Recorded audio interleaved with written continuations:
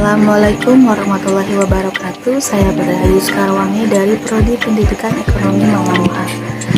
Di sini saya akan menjelaskan fungsi dan faedah pendidikan bagi perkembangan manusia.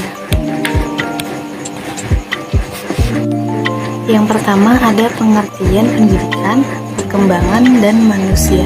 Pendidikan adalah salah satu hal yang mempengaruhi seseorang dalam berpikir.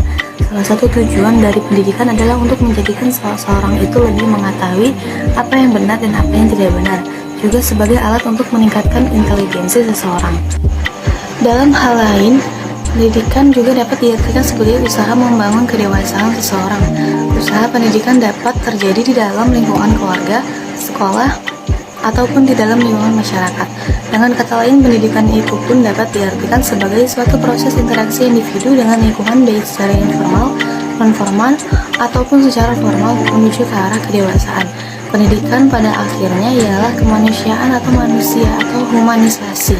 Artinya dengan pendidikan tidak ada lagi manusia yang tidak menggunakan akalnya. Maksudnya dengan pendidikan seseorang akan otomatis menggunakan akalnya untuk berpikir. Tidak lagi binatang yang pada hakikatnya tidak mempunyai akal, akan tetapi ia diberi oleh Allah Subhanahu wa Ta'ala berupa insting. Selanjutnya ada pengertian perkembangan. Perkembangan adalah proses menuju tercapainya kedewasaan. Pada tingkat seluler, perkembangan dapat berupa diferensiasi sel-sel yang membelah atau membentuk jaringan yang menyusun organ tertentu. Artinya perkembangan adalah suatu perubahan yang progresif dan terus-menerus dalam diri organisme sejak akhir hingga mati. Faktor-faktor yang mempengaruhi perkembangan. 1. Ada aliran nativisme atau pembawaan. Aliran ini merupakan faktor perkembangan dari sisi pembawaan seseorang. Anak memiliki warisan sifat-sifat bawaan yang berasal dari kedua orang tuanya, merupakan potensi tertentu yang sudah terbentuk dan sudah diubah. Kedua, ada aliran empirisme atau lingkungan. Perkembangan manusia juga bisa dipengaruhi dari lingkungannya. Lingkungan ini ada dua bagian, yaitu abiotik dan biotik. Abiotik adalah lingkungan hidup seperti air, batu, hujan, tanah, dan musim. Sedangkan biotik adalah lingkungan hidup seperti manusia, hewan, dan tumbuhan. Yang ketiga ada faktor diri sendiri. Faktor diri sendiri dapat dilihat dari emosi, motivasi, sikap, dan sebagainya dari seseorang. Selanjutnya ada pengertian manusia menurut bahasa. Secara bahasa dari kata manu atau Sanskerta, mens atau Latin yang berarti berpikir, berakal budi atau makhluk yang berakal budi atau mampu menguasai makhluk. Selanjutnya ada hakikat manusia. Menurut bahasa, hakikat berarti kebenaran atau sesuatu yang sebenar-benarnya atau asal segala sesuatu.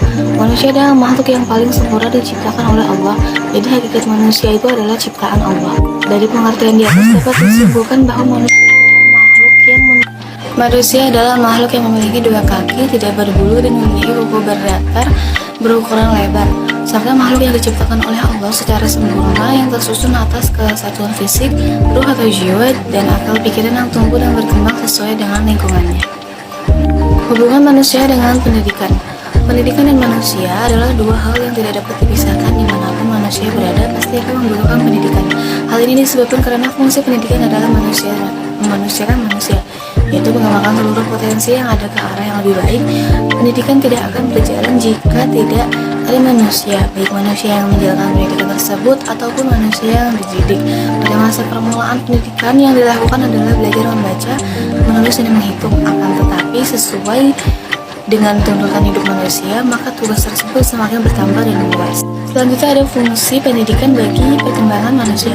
Adapun mengenai fungsi dan peranan pendidikan dalam masyarakat, menurut Turaji tahun 1998, bahwa pendidikan adalah lembaga konservatif mempunyai fungsi-fungsi sebagai berikut. Yang pertama ada fungsi sosialisasi, yaitu proses membantu perkembangan individu menjadi makhluk sosial, makhluk yang dapat beradaptasi dengan baik di masyarakat. Kedua ada fungsi kontrol sosial. Pendidikan dalam menanamkan nilai-nilai loyalitas terhadap tatanan tradisional masyarakat harus juga berfungsi sebagai lembaga pelayanan pendidikan untuk melakukan mekanisme kontrol sosial.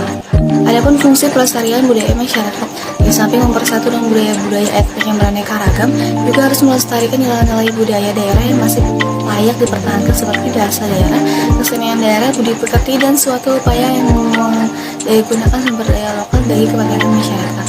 Keempat ada fungsi latihan dan pengembangan tenaga kerja.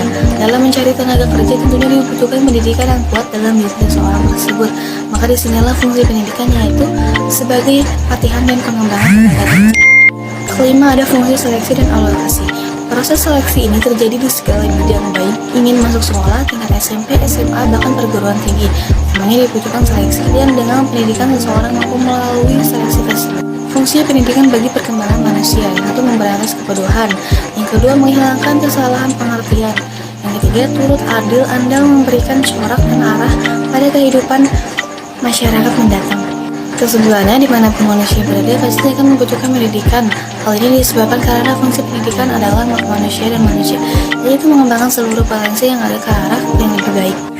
Adapun fungsi pendidikan bagi perkembangan manusia adalah memberantas kebodohan, menghilangkan kesalahan pengertian, turut adil dalam memberikan corak dan arah kehidupan manusia masyarakat mendatang.